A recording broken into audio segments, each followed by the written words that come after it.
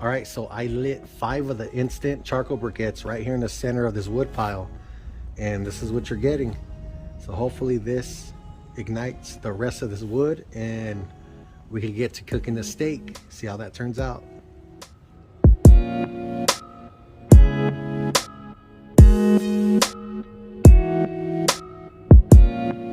All right, you guys, so first off, I went to Walmart and purchased another one of these cooling racks.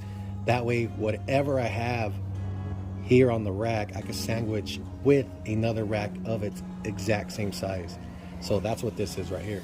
And I'm using an end piece off of that I cut off of a rib roast, which is a prime rib, and it's about a 2-inch to 2.5-inch ribeye.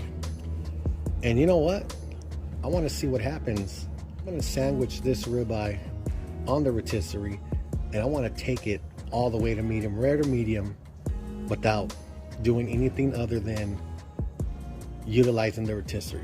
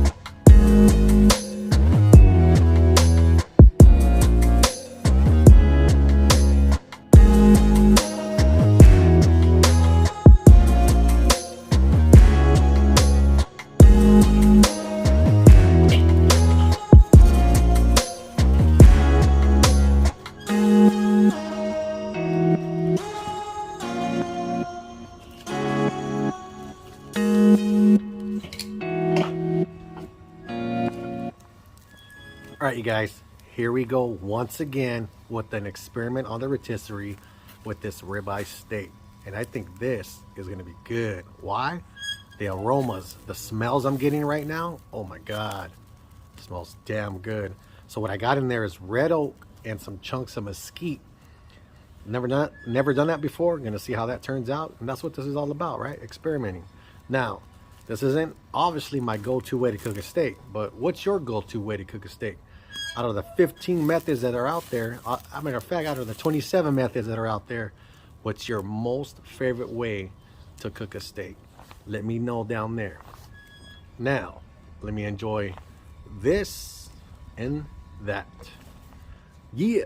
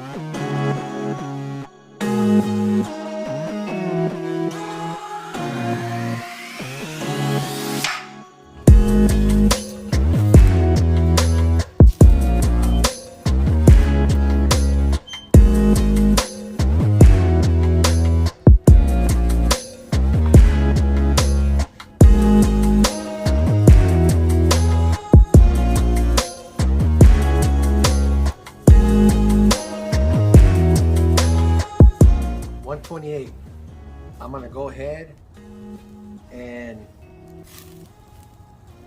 hold up, get it on this side.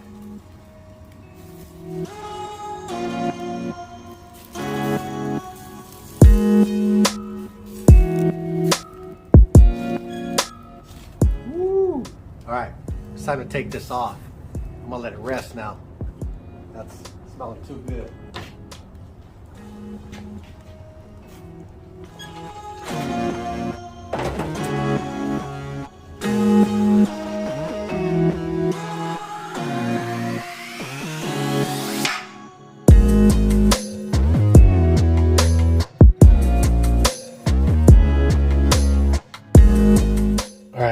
try this.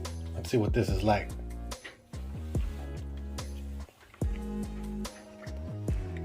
You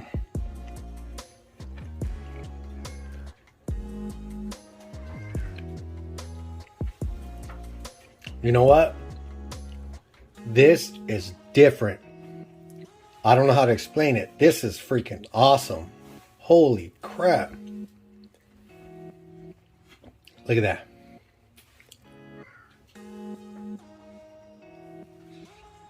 I mean, there's no spectacular sear on this thing, yet it has tons of flavor. You know what? That rotisserie is proving to be an asset right here in my backyard barbecue arsenal. Hell yeah.